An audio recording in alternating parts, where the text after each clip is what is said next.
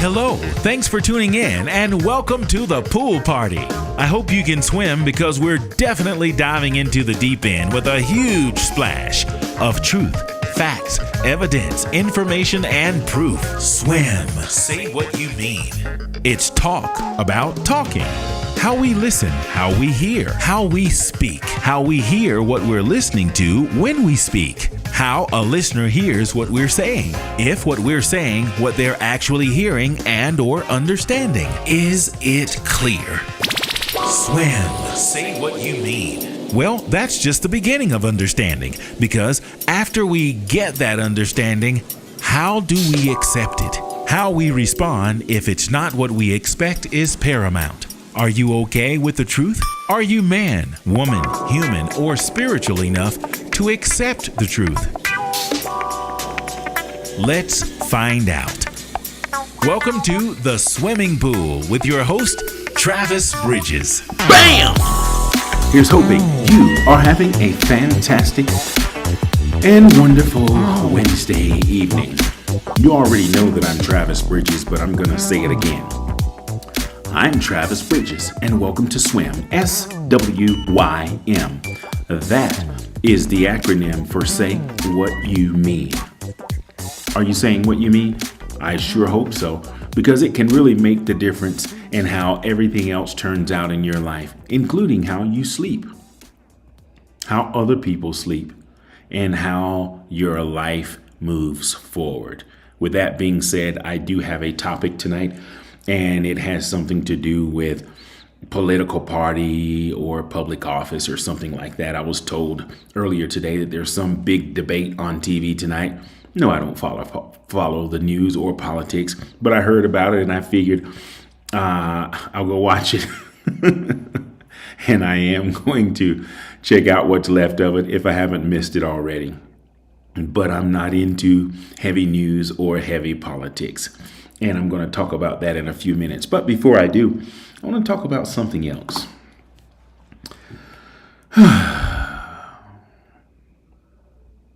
This world is amazing.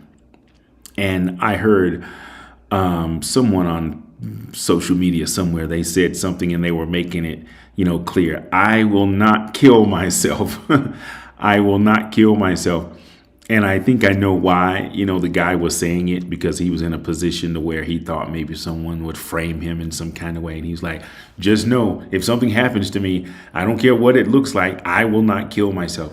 So I'm going to piggyback off that because it just popped into my head just before, I came on. I don't want to die, and I'm not going to kill myself either. But I do want to say something about dying. I've lived for at least a half a century, and I don't know what's on the other side of death. I've lost so many loved ones, friends, and just people that if it's true about what they say, I look forward to seeing them again. But if not, then okay, they will always live in my heart. But I want to say this in making a point. If I was to leave here anytime soon, which I don't hope I do, I'm not saying anything like that. But if by chance I'm not here, there's a lot of people that I'll miss, if I can miss after, that time. But one thing I won't miss is how nasty, mean, rude, disrespectful, unethical, and just flat out uncool people are and can be. There comes a time when I'm going to talk about bullying. Everybody knows what that is. And there are so many people that are trying to stop it. And, bullies know what they're doing. They only pick on those that they can. And when people are in power, somehow or another, the evil forces of the world really just gets to their head and they just want to be mean and unfair. But there's nobody that's normal that knows of or hears about a bully story that is not glad when the bully finally meets their day or has their day. Because you can only be bad, mean, and wrong, and nasty, and disrespectful, and uncool for so long before it's your turn. And there's this saying that goes like this: it ain't no fun when the rabbit's got the gun.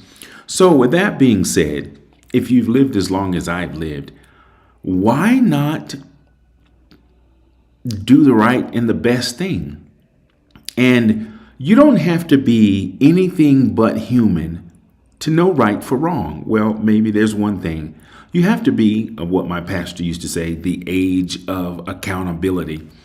Well, you have to be, for one, in your right mind, and, the age of accountability, whatever that is. For me, that was about 9 years old, maybe 7, but about 9 and on, I knew right from wrong, period, bottom line. And, when kids do stuff, they can say they are children and don't know. Of course, no, they don't know what a full-grown, mature, wise adult would know. But we know right from wrong. And you don't have to be of a particular religious background. You don't have to be from anywhere in particular. You don't have to be of a certain race. If you are a human being, you know right from wrong, whether you admit it or not. Unfortunately, when we stand to benefit from something, we will turn what they call a deaf ear or a blind eye. It happens. Don't say it hasn't happened if you're human. I'm going to just say there may have been some times in my life, no times soon, not in the last 30 or 40 years, but there have been some times that I may have wanted my way and may have not totally turned a deaf ear or blind eye, but been okay with something that may have benefited me. And now that I know better, and I'm going to say 20 or 30 years, maybe even 40, but there does come a time shortly after the age of accountability that you just know right from wrong. And you just don't make a habit of being a jerk off. Ooh, I'm gonna get in trouble for saying that. Just a meanie. How about that? You. How do you sleep? How do you rest? It has become comfortable, and in some place for some people. And I'm gonna go ahead and speak, for myself and not just talk about other people. It's not who I am, and I don't recall being that way in a very, very long time. I'm a fair person. My word is my word. I say what I mean. Have I fallen short, and do I fall short? Yes. Will I make up for it? Yes. But I just don't understand people who will say they're going to do something and don't do it. Promise something and don't do it. Just don't follow up. Just flat out lackadaisical when it comes to things of business or things that are important to and for other people. And again, I think, I was confronted a few days ago and I was told about my love language, and maybe that's why it affects me so much. My love language might be accountability. I really want to, and this one thing, if you know me, any of my friends that know me, they know I don't commit easy. I don't just commit to anything. I won't do it, because once I do commit, it's a done deal. And if for whatever reason I fall short, I'm going to make up for it in your best interest, or whoever best interest I have a commitment to, not for me. So there's a few things, and I think maybe that's why I'm probably still single, changing subject a little bit. I think a commitment to someone is important. Maybe you can date, maybe you can hang out, maybe you can go out, maybe you can have special friends. But that level of commitment requires, and when you get my age, that's a lifetime thing. That's not something that if the Lord ever blesses me again to be able to do, that I'm going to, renege on in any kind of way. That level of commitment is indeed lifetime. And when you cross that line, and it doesn't have to be legal, if you make a commitment to someone and say, I'm going to be yours, you're going to be mine, you really should really live up to that. And of course, things happen. And if you fall off the horse, you get back on it. But for all intents and purposes, whatever that means, we've got to do better at being responsible, reliable, and dependable. Now, I'm going to go on to my subject. How did I get on that? Maybe it's something on my mind. Whatever this thing is that's happening tonight, with the political parties, the debate, or whatever you want to call it, I'll find out later because I'm going to start searching for it in about 12 more minutes or less because I'm going to be gone. I'm not going to be here long.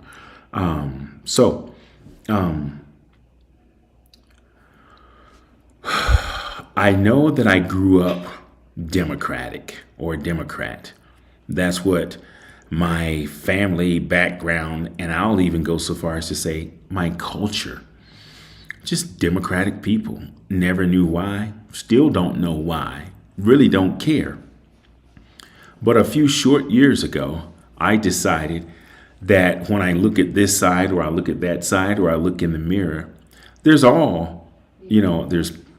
things that are not right or not good or definitely not necessarily in my favor, or things that I see that could be improved upon. So instead of being identified with a particular party, so to speak, as it relates to politics, I just decided I would just be, just blank and not necessarily identify with a party because I believe in right and wrong. And again, as I said, you don't have to be of a certain political party to know right or wrong. If someone that's not inside your party support views that you know to be right, and there's a thin line between wrong and right. I get that. But okay, let's talk about it. I guess that's what debates are about. But it doesn't matter. I had a conversation just last week, someone talking about the presidency. And they were like, well, do you like the president? Or do you not like the president or this, that, and the other? And I was trying to make a point that it doesn't matter who the president is. I really do respect the office because let's look at it this way.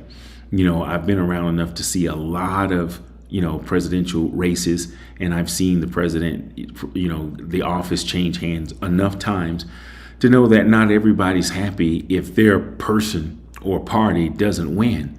But you expect the other side to respect that, don't you? So then why don't you respect it when your side or your person or your party doesn't win? I don't understand that. I don't get it. So if you have a race, your horse doesn't come in first, are you going to just be mad at the whole park? No. At what point do you say, okay, well, we'll get you next time? I don't know. But I'm going to leave it right there. Whatever your political party is or your special interests are, vote your conscience and be wise when it comes to just making decisions in general, not just on political party. You know right from wrong. You know good from bad. You know good from evil. You know nasty from kindness. Try to do the right thing. My son's coach, Ken Matalolo, former Navy head coach, said something to my son, of course, that I had been telling him all his life.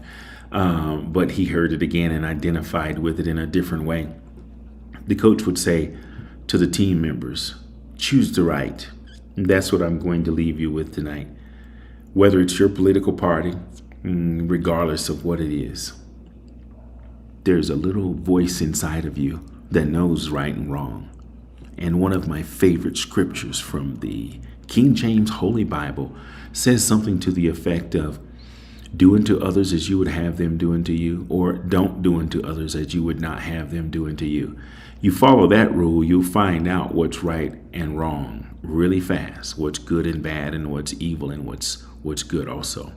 So with that being said, choose the right. And for everybody who's with me, doesn't look like anyone's in my chat, and that's okay. I do notice that I do get a few viewers throughout the week, and I'm not here for viewers. I do like to say, hello every now and then to people that are watching. But if you're watching at any time, I just want you to know I appreciate it. I'm not here for viewers or subscribers or for likes. I'm here for therapy. I got to talk about something that was on my mind, something I just wanted to share, and maybe somebody can either gather something from it at some point in time. And ultimately, I'm going to have a few grandchildren, I hope, at some point in time one day. And if by chance I'm not here and YouTube continues to stay, the platform that it is, they'll be able to look back and say, that's my grandpa. I just want to say to my grandkids and great grandkids, I love you. And your grandfather was, is, and will continue to be a good dude. And little grandkids, especially Mia, you're the first one, the first biological one anyway. I'll say to you, sweetheart, if you'll ever watch this at whatever age of accountability you find yourself listening to your grandpa, I love you and choose the right. Okay? Till the next time, everybody, do me a small favor. Find somebody that you need to say I love you to. Don't just say it, but show it and mean it. Have a great rest of the week. Take good care of yourself, okay? Good night. SWYM. Swim. Say what you mean. As much as this information is designed to bring awareness to how we listen, hear, and process, it is also a form of therapy. The little person inside of all of us needs to be heard. As adults, even listening to ourselves is a form of healing, strengthening, and growth. It's okay to speak, talk, express yourself, and be heard, even if you're the only listener. If our testimony does anything at all for anyone else, that makes the continued effort worth the time. Get the words out. You'll feel better, and that's a promise. Thanks for tuning in. We really appreciate it. I love this song. It's Ben Sidran, Poolside. Check it out when you get a chance, okay? Tell him, Ben. Sometimes it seems like all the good times are gone. But you got to keep on searching. You got to keep on keeping on. Keep on keeping on. For example, take me standing right here today. I would not be here with you if I believed the things that the people say. You got to keep on searching. Keep on searching. Keep it on the cool side. Keep on looking around. Good night, everybody. Have a wonderful week, and thank you for watching and listening.